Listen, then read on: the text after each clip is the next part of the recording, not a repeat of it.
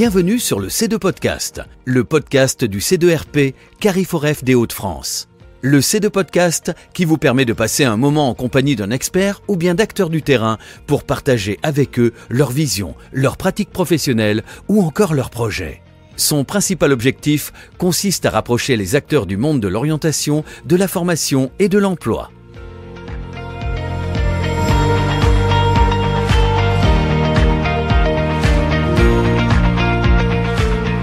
Bienvenue dans le C2 Podcast, le podcast du C2RP Carrefour Hauts-de-France. Nous vous proposons aujourd'hui un nouvel épisode qui porte sur l'accès au numérique pour les salariés en insertion. Et pour en parler, nous allons découvrir une structure, le Chenley, aujourd'hui représentée par... Je suis Mathilde Déhomme, je suis chargée de mission pour la formation et l'innovation pédagogique à Chenley Développement. C'est un organisme de formation qui est en lien avec une structure d'insertion qui s'appelle Chenley, qui existe depuis 40 ans. Dans le Pas-de-Calais, et c'est une structure d'insertion qui travaille sur les métiers du bois, de l'éco-construction et de l'agroalimentaire. Et donc, Chenley Développement, là-dedans, c'est l'organisme de formation qui porte les parcours de formation pour les salariés en insertion. Vous évoquez des formations à des métiers que l'on peut qualifier de métiers de terrain, de métiers manuels. Comment pouvons-nous établir le lien avec le numérique et ses problématiques d'accès ? C'est tout à fait une bonne question. Le lien, c'est que tous ces métiers manuels, justement, sont en train d'être impactés par des changements numériques et l'arrivée d'outils numériques dans le quotidien des personnes qui travaillent dans ces domaines. Je vais prendre l'exemple du bâtiment. Aujourd'hui, le bâtiment, il y a un outil qui s'appelle le BIM, qui permet de suivre la construction du bâtiment du moment où on l'imagine, donc plutôt des porteurs de projets, jusque les métiers de terrain pour savoir où est-ce qu'on va poser les tuyaux de plomberie, etc. Et donc, aujourd'hui, des ouvriers en bâtiment vont être amenés à utiliser des outils numériques sur des chantiers.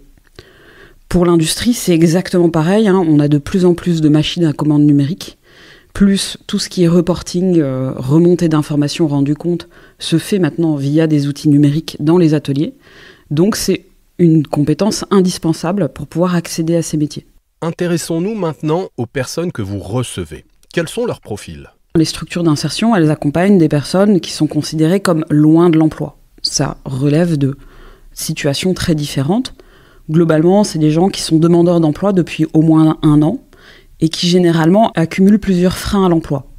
Parmi les plus récurrents, on trouve la mobilité, par exemple. Et puis, on peut accompagner des jeunes qui sont sortis du milieu scolaire sans qualification, et donc c'est un vrai frein aujourd'hui. Des gens plus âgés, je pense notamment à des femmes, qui se sont arrêtées de travailler pour pouvoir élever leurs enfants, et du coup se retrouvent en difficulté au moment où elles reprennent le boulot 10-15 ans plus tard. Mais aussi des personnes qui ont longtemps travaillé dans la même entreprise, et qui se sont retrouvés au chômage du jour au lendemain, mais du coup sont un peu en décalage avec les manières de trouver des travail aujourd'hui et les compétences qui sont demandées.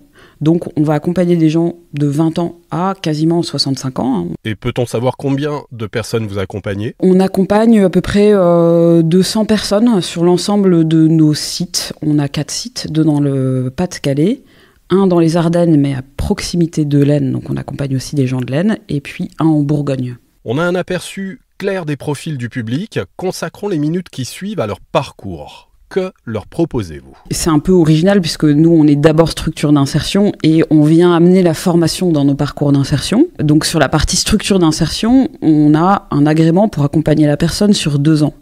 Ce qui ne veut pas dire qu'on travaille forcément 2 ans avec la personne, mais plutôt on va adapter le parcours. On sait qu'on a jusqu'à 2 ans pour faire l'accompagnement à la levée des freins à l'emploi. Dans ces 2 ans, généralement, le premier mois est un mois de formation où on accompagne vraiment la personne sur son arrivée au poste, à attraper les bonnes compétences pour pouvoir tenir un emploi, des compétences de base, à la fois comportementales, d'être à l'heure présent, avoir ses EPI, le respect de l'autre, etc. Et puis des compétences de base en termes de technicité sur leur poste. Ensuite, il y a un temps de montée en compétences tranquille sur le poste qui est géré par les encadrants d'insertion dans les ateliers. Et puis, entre le 4e et le 6e mois, on propose aux personnes d'intégrer un parcours de formation. Ce parcours, il va durer entre 6 et 8 mois. C'est des CQP, donc c'est des parcours certifiants de branche professionnelle, plutôt industrie et branche de l'insertion. On sait que c'est des personnes qui ont eu des difficultés scolaires, etc.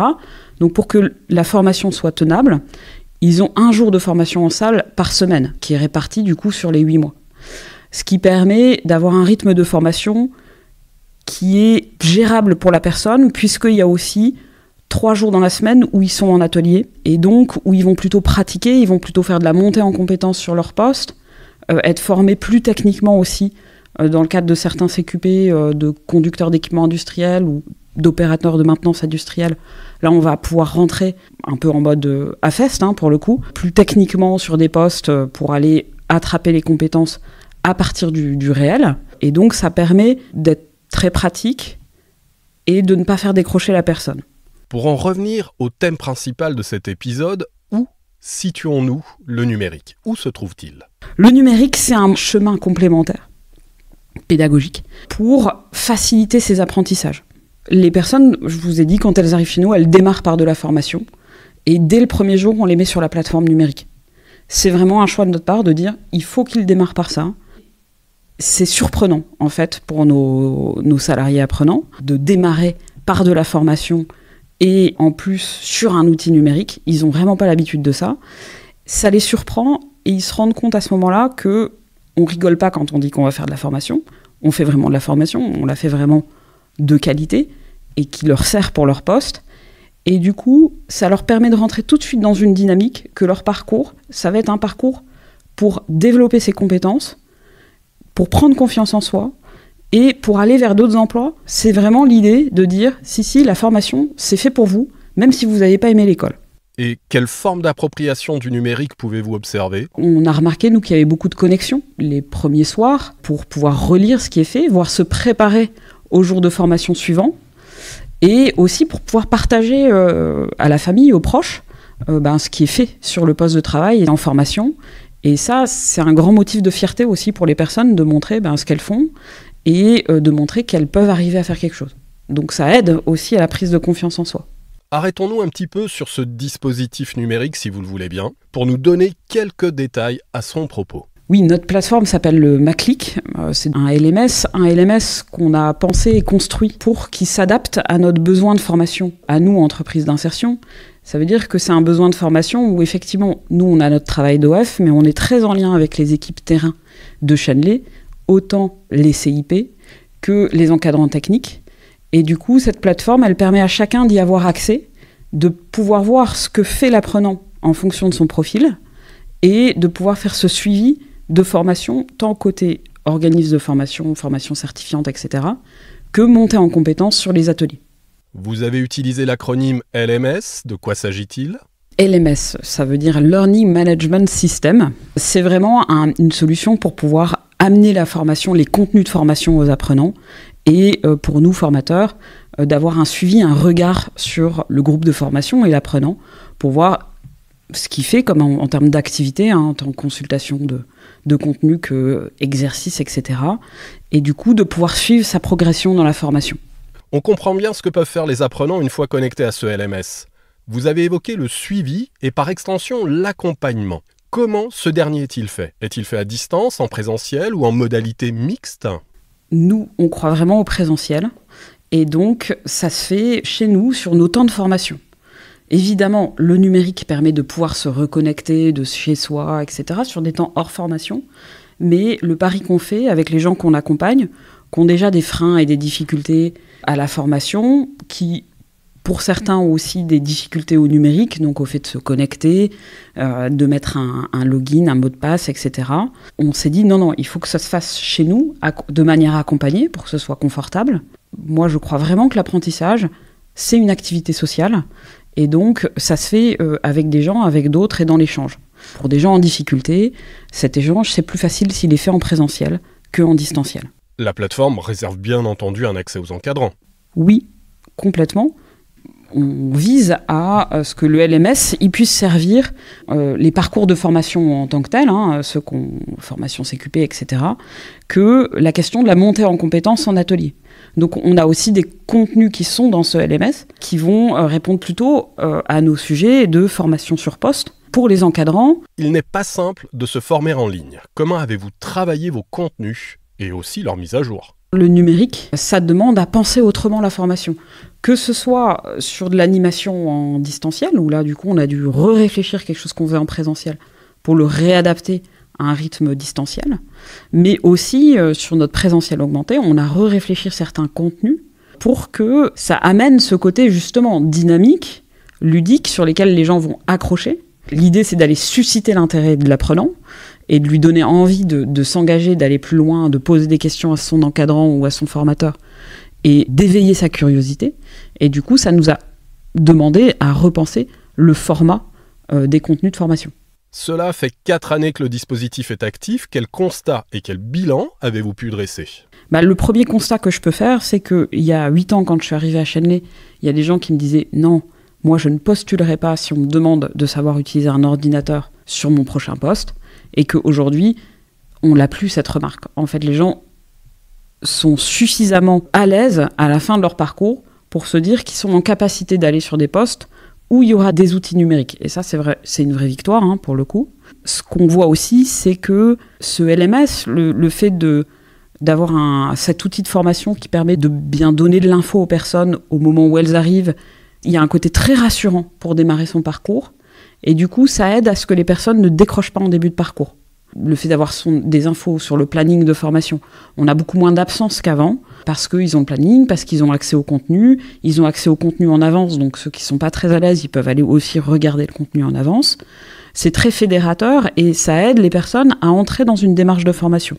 Et quels effets avez-vous observés auprès des équipes encadrantes ? Le constat qu'on a fait, c'est que cette plateforme qu'on a lancée il y a 4 ans maintenant, elle a vraiment été prise en main par les encadrants, qui aujourd'hui viennent presque nous solliciter. Si jamais le contenu qu'ils cherchent n'est pas sur Maclic, ils n'hésitent pas à venir voir l'équipe formation pour dire mais comment ça se fait, ça n'est pas sur Maclic, etc. C'est vraiment devenu un réflexe pour nos encadrants d'aller se connecter à cette plateforme sur les temps d'accompagnement et de formation de leurs salariés pour voir où ils en sont et revoir certains points de contenu avec leurs salariés. Comment aviez-vous procédé pour introduire le numérique auprès des équipes encadrantes ? On y est allé pas à pas. Il ne faut pas vouloir tout changer. En plus, nous, on est sur 4 sites, avec plusieurs équipes, etc. On y est allé progressivement. On a d'abord travaillé avec une équipe et un site pour petit à petit aller essaimer ailleurs. L'appropriation de l'outil par les équipes a aussi été finalement aux couleurs de chaque équipe. Donc on a beaucoup travaillé avec eux sur à quel moment ils viennent amener de la formation, quels sont leurs outils de formation à l'époque, comment on peut les faire progresser, comment on peut les améliorer. Et ça a permis petit à petit de faire en sorte que l'équipe adhère et s'approprie l'outil. Vous avez évoqué l'existence de plusieurs équipes sur plusieurs sites. Y a-t-il eu des échanges ? Y a-t-il eu des collaborations ? Alors, il y a des échanges de pratiques parce que la formation, c'est pas que pour les gens en parcours d'insertion à Chenley, c'est aussi pour les permanents. Et donc, ça nous arrive, notamment, on a un CQP animateur d'équipe autonome de production industrielle qu'on met régulièrement en place et qui concerne du coup les encadrants et leur métier d'encadrant. À ce moment-là, ils se retrouvent évidemment d'équipes différentes. On ne prend pas tous les encadrants d'une même équipe parce que sinon on aurait des problèmes avec la production. Ils se retrouvent d'équipes différentes et c'est l'occasion pour eux aussi d'échanger en termes de pratique, que ce soit sur leur métier plus spécifique d'encadrant de production, mais aussi ils ont 3 jours vraiment sur ce que c'est que former et apprendre en situation de travail, où du coup là on challenge avec eux leur pratique, ce qu'ils font et on s'échange des idées entre sites, etc. On travaille très en lien avec nos équipes encadrantes et puis leur management. Donc les formants, on les fait évoluer avec eux, on les valide avec eux, on les fait évoluer avec eux.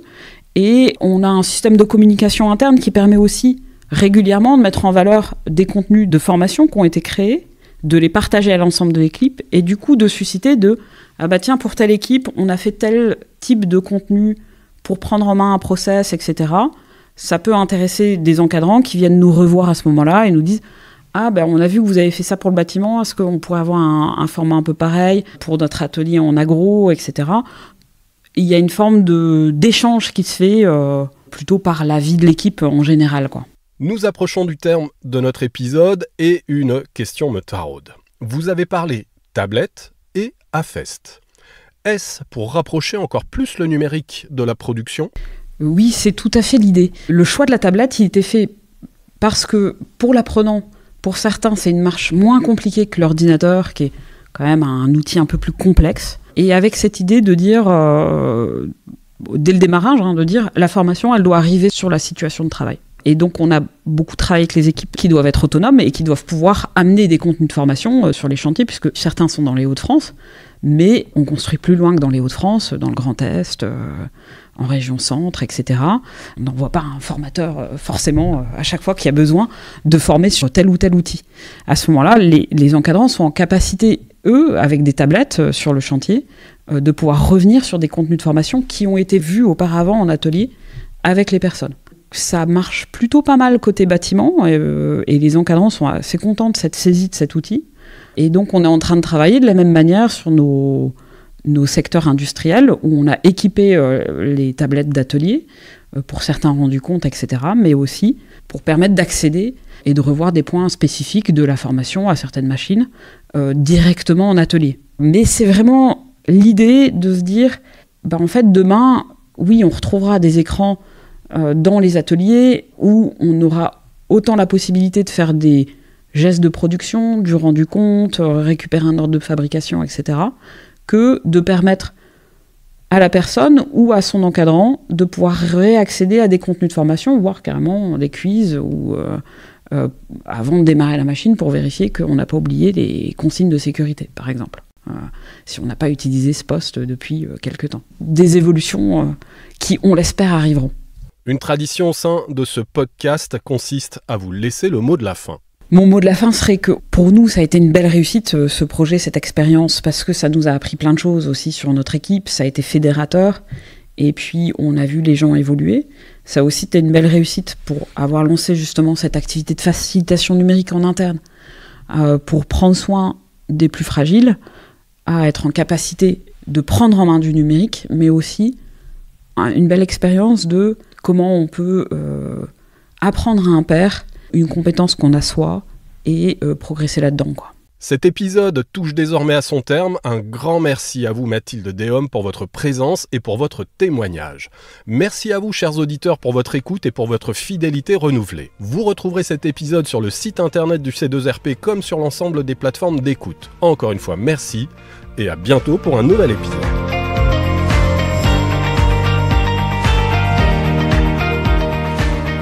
Merci de votre écoute. Si vous avez apprécié cet épisode du C2 Podcast, n'hésitez pas à le partager avec vos collègues ou avec toute personne pour laquelle il sera intéressant et utile. Laissez-nous librement un commentaire, posez-nous vos questions sur le sujet traité par le podcast ou encore faites-nous part de vos idées pour un prochain C2 Podcast.